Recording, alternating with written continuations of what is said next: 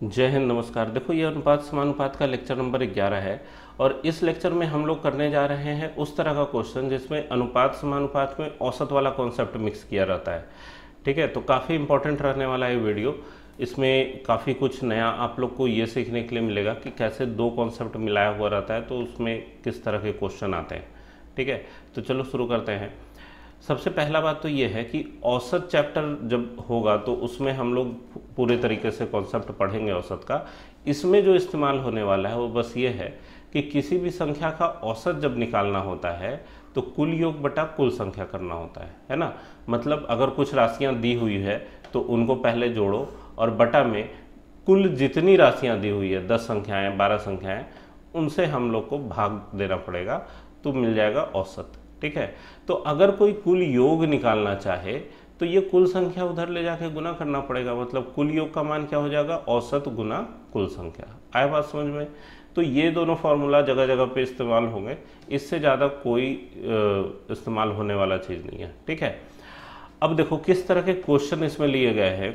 जो previous year पूछे हुए क्वेश्चन हैं, ये एक छोटा सा क्वेश्चन देखने में लग रहा है कि बहुत कम में ये निपटा दिया गया है। दो संख्याओं का औसत 62 है, छोटी संख्या में 2 जोड़ दिया जाए, संख्याओं का अनुपात 1:2 हो जाता है, तो अंतर बताइए। लेकिन इसमें एक बहुत विशेष कॉन्सेप्ट छिपा हुआ है जो अभी आप लोग को पता चलेगा, इसीलिए इस क्वेश्चन को लिया मैंने। ठीक है, देखो क्या कहा जा रहा है, दो संख्याओं का औसत है 62। तो अभी अभी हम लोग पढ़े क्या कि योग जो होता है, दो संख्याओं का योग अगर निकालोगे तो क्या होगा, औसत गुना संख्या। तो औसत है 62 और संख्या है 2।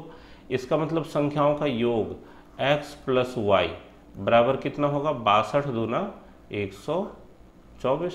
ठीक है, अगर संख्या एक्स वाई होता तो संख्याओं का योग 124 होता। अब देखो यहाँ पर समझने का बात यह है, जो इसमें कॉन्सेप्ट है, कहा जा रहा है कि संख्याओं का अनुपात 1:2 हो जाता है जब छोटी संख्या में 2 जोड़ा जाता है। ठीक है, x plus Y, x by Y बराबर 1/2 हो जाएगा तब जब छोटी संख्या में 2 होगा। देखो जिस क्वेश्चन में ये दिया रहता है कि अंश में 2 जोड़ना है या हर में जोड़ना है, क्वेश्चन आसान होता है क्योंकि आपको पता है कहाँ जोड़ना है। लेकिन यहाँ बोल रहा है छोटी संख्या में 2 जोड़ दिया जाए, तो इस बात को हम लोग कैसे डिसाइड करेंगे कि x छोटा है कि y छोटा है। ठीक है, तो उसका तरीका ये है कि हम लोग देख रहे हैं कि x का अनुपात क्या है, 1, और y का अनुपात है 2। मतलब y जो है वो x का दुगना है, y x का दुगना है, x 1 है तो y 2 है। तो इसका मतलब ये है कि x जरूर छोटा रहा होगा, है ना। तभी तो उसमें जब हम लोग 2 जोड़ रहे हैं, 2 जोड़ने के बाद भी वो 1/2 ही बना है। मतलब 2 जोड़ने के बाद भी वो छोटा ही है x का हिस्सा। ठीक है, तो x छोटा ही रहा होगा। तो इससे बहुत आसानी से आप y का मान निकाल सकते हैं। y बराबर कितना हो जाएगा भाई, 2x प्लस 4, है ना। तिरछा तिरछा गुना कर दो तो y बराबर 2x प्लस 4 मिलेगा। अब यहाँ क्या हो गया, x प्लस 2x प्लस 4 बराबर 124। ठीक है, x छोटा था इसलिए उसमें 2 जोड़ा गया। ठीक है, अब देखो यहाँ से 3x का मान कितना निकल के आएगा, ये 4 दूसरी तरफ ले जाके घटाओगे तो 120 बनेगा, और x का मान अगर निकालोगे तो आएगा कितना, 40। अब x का मान जब 40 आ गया तो y कोई निकालना चाहे तो उसको 84 मिलेगा। क्यों 84 मिलेगा, इस 124 में से ये x का मान घटाओगे तो y का मान मिल जाएगा, है ना। ये 124 क्या था, x प्लस वाई, इसमें से इस x का मान ले जाके घटा दो तो y का मान मिल जाएगा 84। और संख्याओं का अंतर पूछा जा रहा है, तो अंतर क्या होता है भाई, y घटाओ x कर दो, 84 घटाओ 40 मतलब 44। अब इसमें भी कोई लड़का कह सकता है कि सर y घटाओ x क्यों, x घटाओ y कर सकते थे तब भी अंतर निकलता जरूर निकलता अंतर। लेकिन यहाँ पे सारे ऑप्शन पॉजिटिव हैं। ठीक है, और अंतर भी जनरली संख्याओं में, आपके अर्थमेटिक्स वाले संख्याओं में पूछा जाता है तो उसमें आपको बड़ा में से छोटा घटाना होता है। ठीक है, अलजेब्रा में हम लोग माइनस नंबर ये सब करते हैं, नंबर सिस्टम में करते हैं। यहाँ पे आपको संख्याएं दी हुई है तो इसका मतलब आपको ये मान के चलना है कि संख्याएं धनात्मक है, धनात्मक अंतर ही निकालना है उनका। ठीक है, तो बड़ा में से छोटा घटा दिया, सिंपल सी बात है। ठीक है, अब देखो क्या कहा जा रहा है, एक फल विक्रेता ने बड़े मध्यम छोटे आकार के सेब क्रमशः 15, 10, 5 रुपए में बेचे। इस प्रकार बेचे गए कुल सेबों का अनुपात 3:2:5 है। तदनुसार उस सेब की औसत कीमत ज्ञात कीजिए। देखो लगता है ये क्वेश्चन पिछले लेक्चर में भी आ चुका है, दोबारा से आ गया। खैर कोई बात नहीं, फिर से हम लोग बना लेते हैं। ठीक है, देखो क्या कहा जा रहा है कि बड़े मध्यम छोटे आकार के सेब हैं जिनको 15 रुपये, 10 रुपये और 5 रुपये के रेट पर बेचा। ठीक है, कई बार ऐसा होता है कि जो सेब ये फल वाले या सब्जी वाले होते हैं वो सब्जी थोक में खरीद के लाते हैं, उसमें कुछ बेहतर निकलता है, कुछ उससे कम बढ़िया निकलता है, कुछ ख़राब क्वालिटी का निकलता है, तो उसका वो छँटाई करके अलग अलग रेट पे बेच देते हैं। तो बिल्कुल वही बात है। ठीक है, कि जो बढ़िया वाला सेब था वो 15 रुपये बेचा, मीडियम क्वालिटी का 10 रुपये और सबसे रद्दी वाला जो था वो 5 रुपये बेचा। ठीक है, छोटे साइज़ का था। अब इसके संख्या का अनुपात दिया हुआ है, तो जरूरी नहीं है कि आप एग्जैक्ट नंबर निकालें, कोई संख्या निकालने का जरूरत नहीं है। इस अनुपात को ही संख्या बना के भी हम लोग सॉल्व कर सकते हैं, क्योंकि यहाँ औसत कीमत पूछा जा रहा है। यहाँ अगर कुल कीमत पूछा जाता तब संख्या का जरूरत पड़ता, लेकिन यहाँ पे चूंकि औसत कीमत पूछा जा रहा है तो संख्या को सोचना ही नहीं है, सीधे अनुपात को ही संख्या मान लेना है। कितना है भाई? 3, 2, 5। ठीक है, ये है अनुपात। मतलब ये 15 रुपये वाले 3 सेब अगर होंगे तो कितना हो जाएगा भाई? ये 90 हो जाएगा। जोड़ 10 रुपये वाले अगर 2 सेब हुए तो 20 हो जाएगा, और 5 रुपये वाले सॉरी ये 15 तिया 45 होगा ना, 90 क्यों कर रहा है?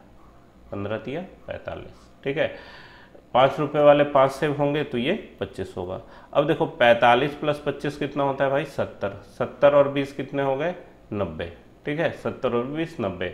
तो कुल कितना पैसा बना उसके जेब में? 90 रुपये बने। और ये 90 क्या है? कुल योग है। औसत का फॉर्मूला आप लोग को बताया गया है शुरू में ही कि औसत क्या होता है? कुल योग बटा कुल संख्या। तो कुल योग तो 90 मिल गया, इतना पैसा बना उसके जेब में। संख्या कितना था? 3 सेब, 2 सेब और 5 सेब माना गया, तो 3, 2, 5, 5 10 सेब हो गई संख्या। 0 0 काटा, औसत कितना निकल के आ गया? 9। ठीक है, आंसर हो गया ऑप्शन नंबर 3। मतलब औसत मूल्य जो है प्रत्येक सेब का 9 रुपये पड़ा। ठीक है, मतलब 15 वाला 10 वाला सेब का वैल्यू जो है वो भी 9 रुपये पड़ा, कम वाला जो सेब है उसका भी वैल्यू उसको 9 रुपये पड़ा। इसी को कहते हैं कि मिला जुला के जो है किसी तरीके से प्रॉफिट निकाल लेता है जो भी वेंडर होते हैं, क्योंकि उनको ओवरऑल कमाई देखनी होती है। ठीक है, इसी में अगर आपको दे दिया जाता कि उसने कुल इतने रुपए के सेब खरीद के लाए, ठीक है, तो अब उनको फ़ायदा हो रहा है, नुकसान हो रहा है, तो उस स्थिति में फिर आपको और आगे बनाना पड़ता कि उनका टोटल मुनाफा हम लोग देख सकें या हानि हो रही है। ठीक है, अब देखो ये एक क्वेश्चन है कि 2 कक्षाएं ए तथा बी मिलाने पर जिनके औसत अंक 25 और 40 हैं, समग्र औसत 30 हो गया, तो ए और बी में छात्रों का अनुपात क्या है?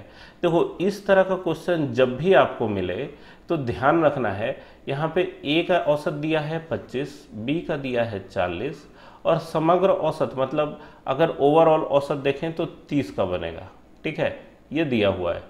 तो इनमें संख्याओं का अनुपात जब भी निकालना हो तो आप एलिगेशन का मेथड लगा दीजिए, इससे बेहतर कोई तरीका नहीं है। जब भी ऐसा क्वेश्चन दिखे 40 में से 30 गया, कितना आ गया भाई? 10, और इस 30 में से 25 घटेगा तो क्या आ जाएगा? 5।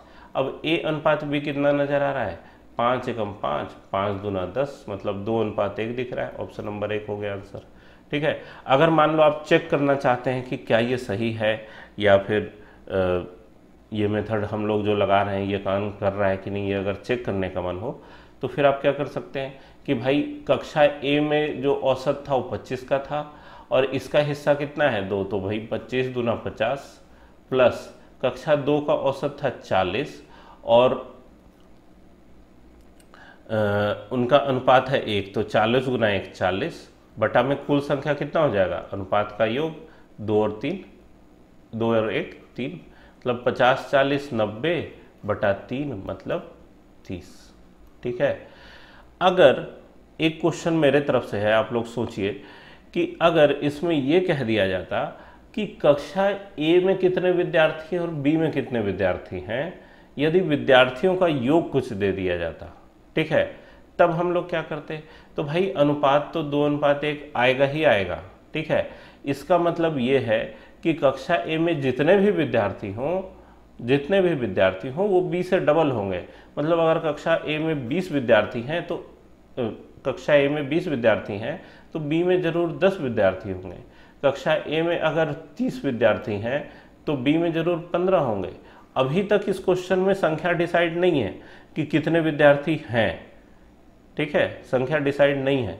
अगर संख्या के बारे में कुछ इन्फॉर्मेशन आपको दे देता कि उनका योग इतना है दोनों कक्षाओं का मिला के या गुणनफल इतना है, तब फिर आप लोग एग्जैक्ट संख्या निकाल पाते, लेकिन यहाँ नहीं दिया है इसलिए नहीं कर सकते हैं। ऑप्शन इस तरीके का भी बनाया जा सकता है कि इनमें से कौन कक्षा ए और कक्षा बी के विद्यार्थियों की संख्या नहीं हो सकती, जैसे 20, 10, 30, 15, ठीक है, 40, 30 और 50, 25, इस तरीके से 4 ऑप्शन दे देते हैं। तो आप किसको गलत बोलेंगे, देखेंगे कि कहाँ कहाँ डबल आ रहा है। तो 25 दूना 50, 10 दूना 20, 15 दूना 30, सभी में डबल है। ए जो है बी से डबल है, इसमें डबल नहीं आ रहा है, इसमें 4-3 का अनुपात आ रहा है, तो ये गलत हो जाएगा, ठीक है। तो क्वेश्चन को बहुत तरीके से घुमाया जा सकता है, इसीलिए जितने भी तरह के संभावनाएं बनती है वो सब कुछ आप लोग को हम बता देते हैं, ताकि थोड़ा बहुत भी ट्विस्ट हो क्वेश्चन में तो आप उसको बहुत आसानी से करके आए, ठीक है। तो आया बात समझ में। इसके बाद देखो, एक उद्योग में सभी कर्मचारियों का औसत मासिक वेतन 12,000 है। पुरुष कर्मचारियों का औसत वेतन दिया हुआ है कितना भाई, 15,000। महिला कर्मचारियों का 8,000। पुरुष एवं महिला कर्मचारियों का अनुपात बताइए, ठीक है। भाई देखो, ये क्वेश्चन जो है पिछले क्वेश्चन की ही तरह है, लेकिन फिर भी इसमें कुछ नया आप लोग को बताएंगे। देखो, मेन वुमेन, ठीक है, ये अंग्रेजी के लेटर में भी ये शो हो रहा है कि दोनों के स्वभाव बिल्कुल उल्टे होते हैं, ठीक है। खैर छोड़ो, ये अलग चीज़ है। अब इसमें क्या कहा जा रहा है कि मासिक वेतन ओवरऑल कितना है, 12,000। देखो, ये 1000 में 3 जीरो होता है ना, इधर भी 3 जीरो, इधर भी 3 जीरो। जितनी बार 3-3 जीरो दोगे, 5-6 बार 3-3 जीरो देने का समय बर्बाद होगा। क्यों देना है जब हम लोग को एग्जैक्ट संख्या निकालना ही नहीं है, बस अनुपात निकालना है। तो हम लोग ये मान के चलते हैं, आंकड़े 1000 में ले लो। पुरुष का औसत वेतन कितना है भाई, 15,000, ठीक है, 1000 मन में बोल लो। महिला का 8,000, और समग्र जो है मतलब मिला के ओवरऑल औसत कितना है, 12,000। घटाएंगे तो 15 में से 12 गया 3, 12 में से 8 गया कितना है, 4। अब महिला और पुरुष और महिला का अनुपात आ गया 4:3। इस बात पे ध्यान देना है कि लास्ट में क्वेश्चन में क्या पूछा जा रहा है, पुरुष महिला। तो पहला वाला पुरुष होना चाहिए, दूसरा वाला महिला। अगर महिला पुरुष पूछा जाता और 4-3 आप ऑप्शन कर देते तो गलत हो जाता, तब ऑप्शन क्या होता, 3-4 होता, ठीक है। तो हमेशा इस बात का ध्यान में रखना है कि लास्ट में पूछा क्या गया है, जल्दी जल्दी में बनाते हैं, अंतिम वाला जो पूछा गया उसी पे ध्यान नहीं है तो मार के चले आएंगे गलत, ठीक है। अगर महिला पुरुष पूछा जाता, आप 4-3 कर देते तो गलत हो जाता ना, ठीक है। सारा क्वेश्चन बनाने के बाद भी अंत में केवल इसलिए गलत हो जाए क्योंकि ध्यान से देखा नहीं कि पूछा क्या जा रहा है, तो फिर बहुत बड़ा नुकसान है। क्योंकि क्वेश्चन तो आता था बनाने, नहीं आता छूट जाता तो और बात होती, ठीक है। यहाँ देखो, इस क्वेश्चन में क्या कहा जा रहा है, 11 संख्याओं का औसत 36 है, उनमें से 9 संख्याओं का औसत 34 है। शेष 2 संख्याओं का अनुपात दिया है, लघुत्तम संख्या का मान बताइए। शेष 2 संख्या मतलब अंतिम 2 संख्या जो है उनमें कौन छोटी है उसका मान पूछा जा रहा है। कोई मुश्किल काम नहीं है। देखो, 11 संख्याओं का औसत है 36, तो 11 संख्याओं का योग कितना हो जाएगा भाई, 36 गुना 11, ठीक है।